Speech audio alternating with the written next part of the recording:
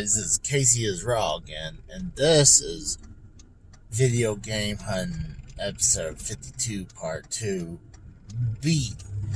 When I took so much footage on Thursday that my editing software only can do good for 1 hour.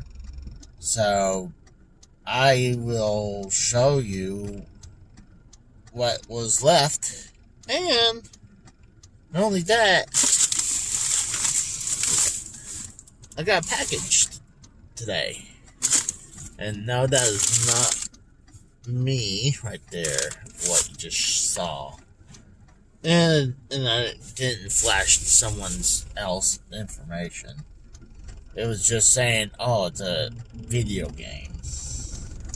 So today, when I get home, I will be doing a live unboxing and a live video game pickup. My pickups. So I didn't want to just put up the footage what was leftovers without any introduction. So that's why I'm wearing something completely different right now. So so I went to a vintage stock, and I actually have some footage and more pictures for you guys. So I appreciate that, and I'll talk to you guys later. Alright guys, I got out of vintage stock. I was wrong, actually. They actually have quite a bit of cool stuff in there. Mainly, they had the Sega CD with the Sega Genesis. I think the Model 2. Oh, and you know, if they had the Model 1, I wasn't even thinking looking at the Sega Genesis closely. It's just like, oh, they have the whole setup. Minus the 32X.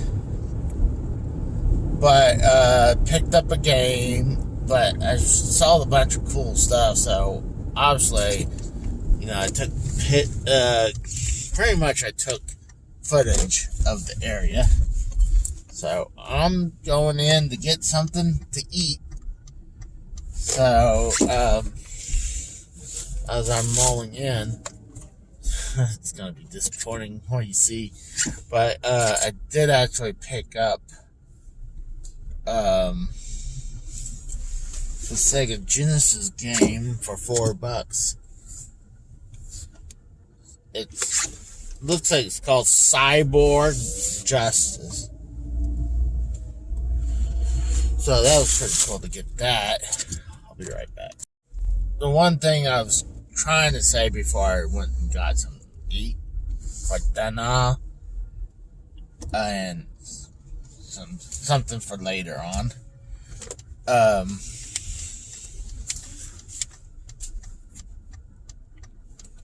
They had the Sega CD with the Sega Genesis in there.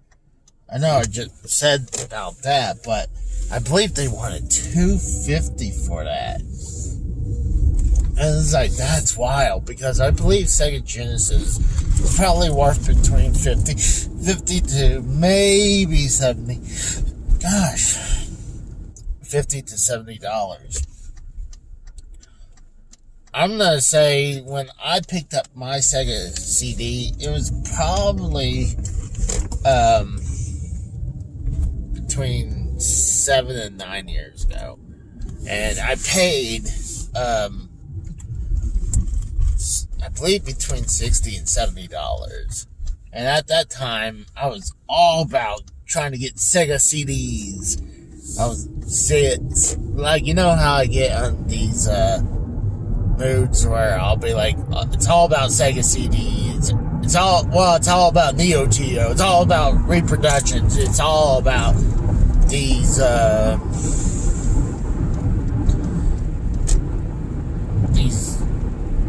PAL NES games from Europe and Australia and Asian games. But I've been like the first one. Well, that was gonna be a lie. I was gonna say the first one, but one of the old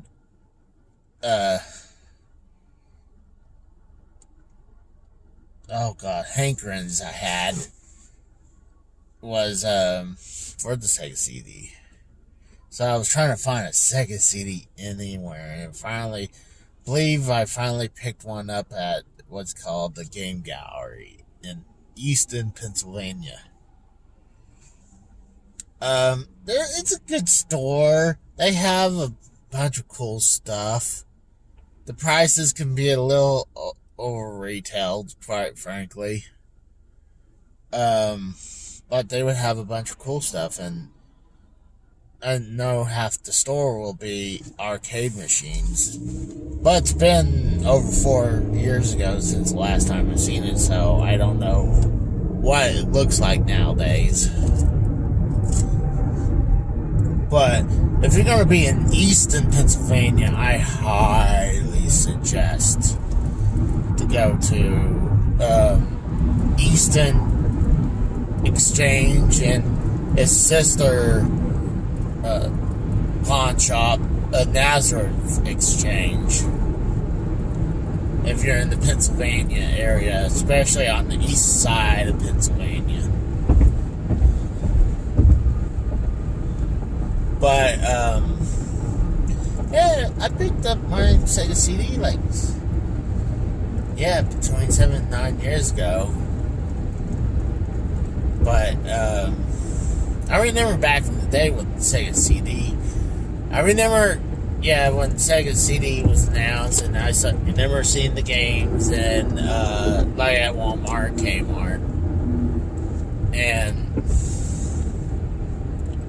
But it being anywhere else, I have not. But, and after the Sega CD, I really never heard anything about Sega, really, after that.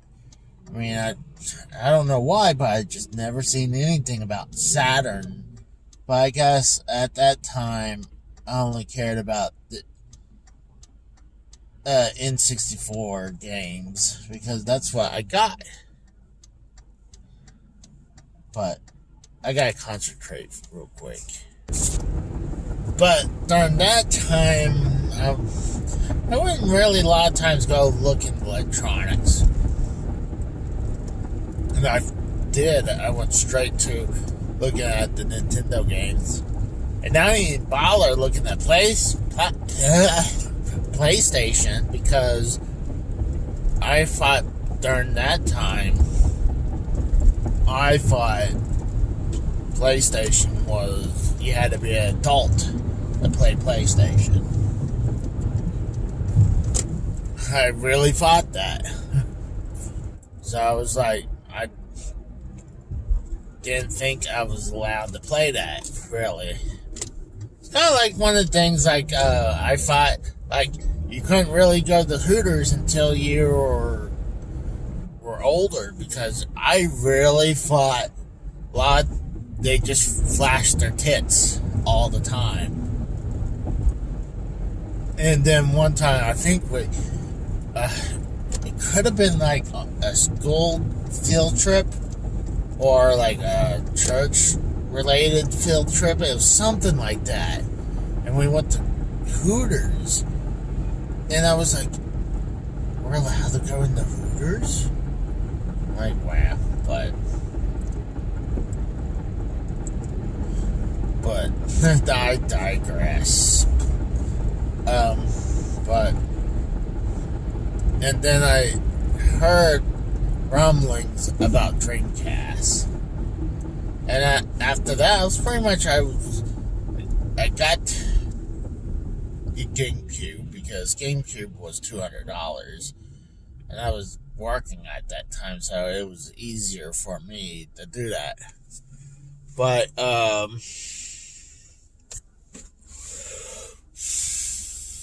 and I didn't get into the PlayStations until PlayStation 2 because I bought my PlayStation 2 off my brother. Stream Fight Night. Oh, that's interesting. Huh. I gotta get home. I gotta pee. And I'm getting a little headache, but yeah, I mean, it was cool to see a whole Sega CD combo with the Sega Genesis. It'd been even more awesome if they had the 32X. But, talk about Sega related and Sega Genesis related. They had the Sega Genesis Mini for like a reasonable price. I think like $35. I figured they would price that for over $100 because of vintage stock. They love taking those mini consoles, especially the NES and the Super Nintendo, ramp that price up. Because you don't see those Genesis minis no more. And it took, half year or so for Sony to finally sell or all their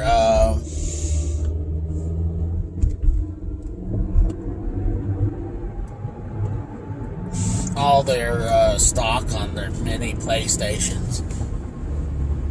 You figure that should have been done great, but apparently not. It did horrible.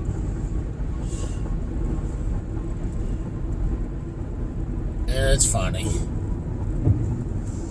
But I'm actually going to take the turnpike. I did not want to fight traffic today. So, well, this is definitely it for today. So I'll talk to you guys later. Well, guys, it's Casey Israel again, and this is a heads up video about if you want to be a trailer mechanic, a diesel mechanic, or even any type of mechanic or anything in the field like a trade at all. Like if you want to be anything related to tools.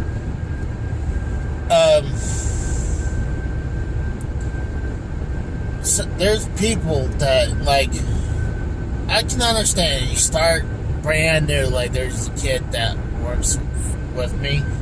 He's brand new. He doesn't have a lot of tools. I'm gonna understand that, but if you're not gonna put effort into buying your own stuff, I mean, and you're just gonna keep borrowing people's tools all the time, and you're making no effort to buy tools. I'm like, I don't know if he's actually making any effort or not, because I pretty much bought a ton of my own tools for years, and not only that, I had some of my dad's tools, especially after he passed. But there's and I can understand about his situation, but I hope he knows that if he wants to stay in this field, that he needs to. And I'm not saying he has to fork down hundreds and hundreds of dollars immediately. I'm talking about you can go to Harbor Freight and you can buy like $20 to $40 of tools. And, you know, I started with a plastic toolbox that it was big, but it was plastic, and you just float, and you just pull tools out until you get whatever tool you need. To like a little bigger one, like a Craftsman, where it had like 3 drawers and the top come open. Then I bought a bigger version of that. And then I bought uh,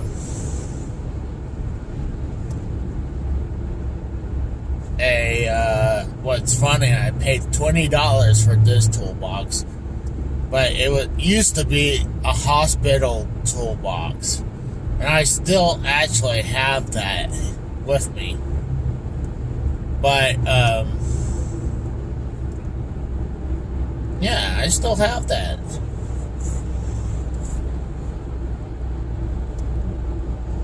But I feel like if you're not making, and then from that, I had that set up for a little bit, probably a couple of years, to the last job. And then actually and then when my dad passed, I had his Craftsman boxes. So, and then I still had that hospital toolbox still. And then the last job I was at in Pennsylvania before I moved, that I finally moved on to a real size toolbox, a mechanic's real toolbox. There's a Craftsman one that I got through Sears on their loan payment. And this is just right before, like a few years before they went under. But, and I still have those boxes, and I have them fully paid off now. But then I actually went and I traded, before I lost my wife and moved, I actually upgraded from those boxes. And I'll show you pictures of some of the toolboxes I had. From that to a Maxmiser, yeah. It was from an old guy that I used to work with, and he wanted a newer and probably a slightly bigger Maxmiser. So I was like, yeah, you know what? I always want something that I could put stuff on top. You know, a place where I can write my stories, what I did, and put tools and chargers where I can put my phone, and I can put a radio. I like that. But when my wife passed and I decided that I wanted to come back home, got my old toolbox back. It's a long story, but I've finally paid that off again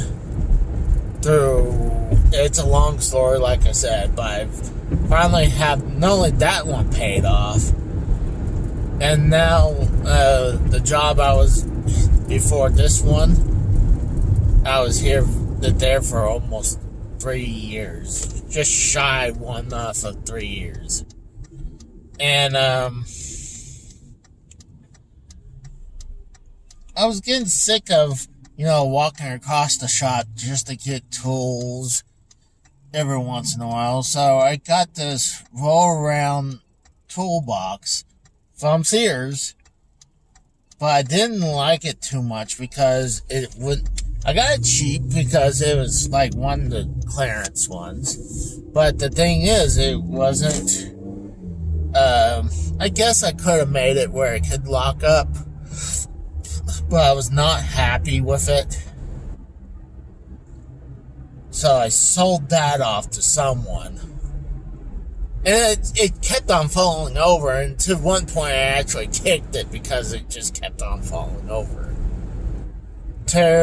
I bought one that almost looked like the one I have now as my roll-around box that I really work out all the time. But it was the one before that. I had one from Harbor Freight, one of those U.S. Generals. And I liked it. It was just when I was on this, not Cornwell, a Mack truck. He had a cool roll around box that I have now, and I've got that paid off. And I like it because it's deeper. I can put pry bars all through it, and I can put a bunch of stuff in there in the top and have like 5 drawers.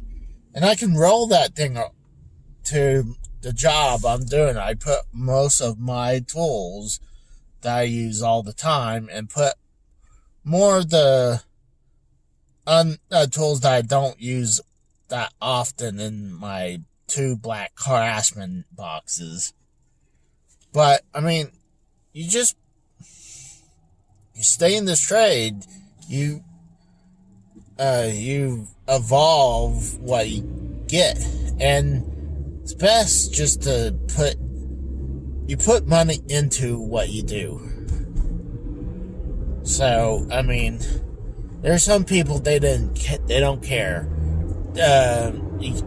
There's been mechanics really shady where, like, one guy I used to work with, he had just a bucket, and he would borrow my tools, and they would never put it back. I had to go through his fucking bucket and pull my tools back out.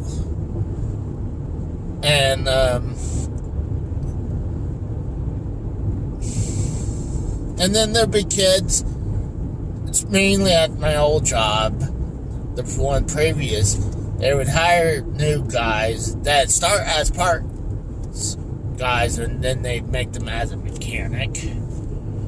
But they wouldn't put money into getting their own stuff, and they would want to borrow stuff from you all the damn time. And then mechanics, a lot of times mechanics don't like people borrow tools. If I feel like you're gonna return my tools, if I know where you are, and especially the big thing is if you ask, hey, can I borrow this? I have no problem. But if you go in my toolbox and you do it without asking, that's an asshole move right there. So,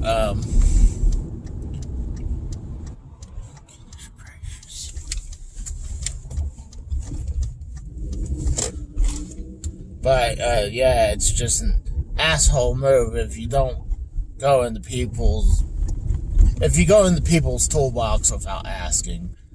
But a lot of times I don't mind people borrow my tools, because a lot of times there's going to be a tool that I don't have that I need to borrow. So not everyone is going to have all the tools. But like right now, currently at my job, that I trust the mechanics more than other jobs I ever been at.